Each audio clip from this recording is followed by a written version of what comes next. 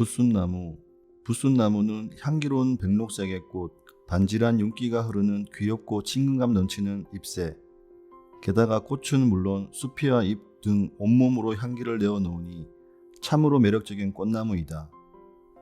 연평균 기온이 섭씨 12도 이상인 지역에서만 겨울을 날 수 있고 크게 자라기 때문에 화분에 담아 실내로 들여올 수도 없는 형편이어서 중부지방에선 구경하기가 어렵다. 붓순나무는 붓순나무과에 속하는 상록의 넓은 잎을 가진 상록성 교목이다. 학자에 따라서는 붓순나무과를 구분하지 않고 목련과에 포함시키기도 한다. 간혹 정원에 작게 가꾼 나무를 보면 관목이라고 생각할지 모르지만 언제나 크게 자랄 수 있는 가능성을 지닌 나무이다. 우리나라에서는 제주도를 비롯하여 진도, 완도 등 아주 따뜻한 지역에 있는 난데림에 자생하며 경상남도와 전라남도에서는 자생하지는 않아도 얼지 않게 키울 수는 있다. 일본과 대만에도 분포하는데 일부 문헌의 일본의 붓순나무는 우리나라의 승려가 불교를 전래하면서 함께 전파했다고 기록되어 있기도 하다. 제주도에서는 2월이면 이미 붓순나무가 꽃봉오리를 터뜨리며 사람을 유혹한다. 지름이 손가락 한마디쯤 되는 꽃은 길쭉하고 길이가 일정하지 않은 꽃잎들이 6장에서 12장 정도씩 모여 제각각 벌어진다. 붓순나무는 여느 교목처럼 멋없이 높게 삐죽 크는 나무가 아니고 옆가지가 사방에서 빽빽히 나와 일정하지 않는 모양을 만든다. 그래서 이 나무를 관목으로 알고 있는 이도 꽤 있다.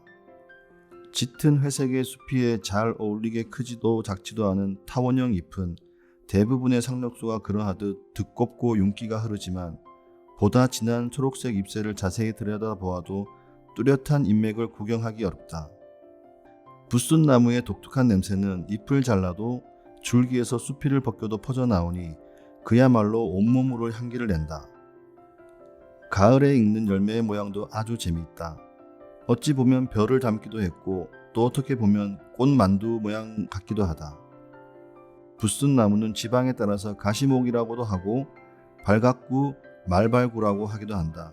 이 나무의 학명은 이리시움 레리지오움이다.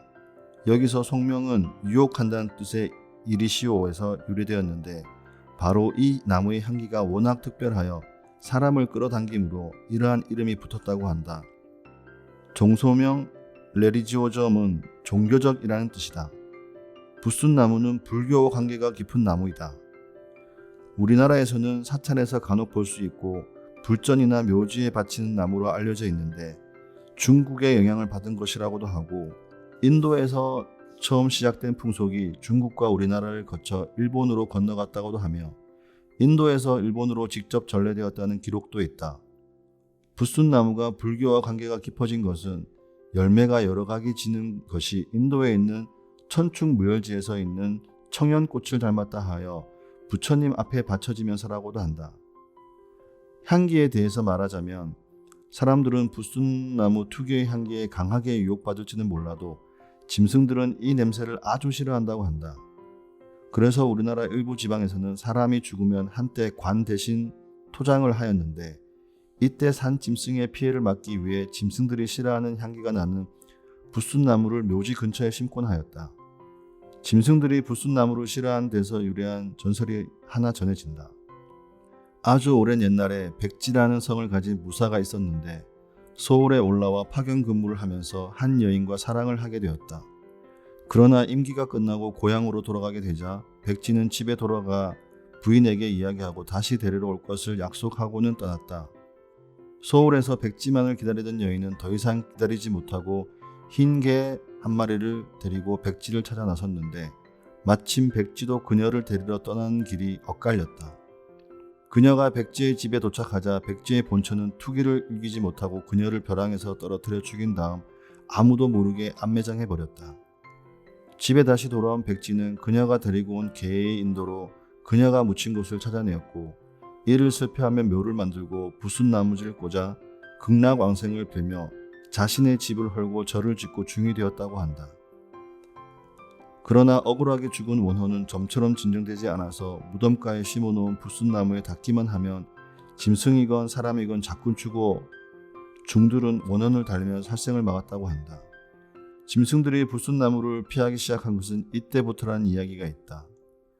이러저러한 연유로 불순나무의 목재는 염주화를 만드는 데 기니 쓰이는데 부드럽고 촉감이 좋다고 한다. 이 밖에 양산대나 주파날 또는 기타 세공물을 만들기도 하는데 목재의 공급이 극히 제한되어 있어 널리 쓰이지는 못한다. 수피와 잎으로는 향료를 만든다. 또한 수피의 추출물은 강한 혈액 응고작용을 하여 약용이지만 열매에서 아니사틴, 코아니사틴 같은 유독 성분이 있어 조금만 먹어도 치명적인 해를 끼친다. 열매가 터져 종자가 날리기 전에 채취하여 말린 후 바로 파종하거나 젖은 모래에 섞어 저온 조장 또는 노천 매장하였다가 이른 봄에 파종하면 3월에 싹이 나온다. 삽목을 하기도 하는데 봄에 할 때는 지난해 자란 가지로, 여름에 할 때는 금년 가지로 잎을 서너 장 남기고 잘라 한다.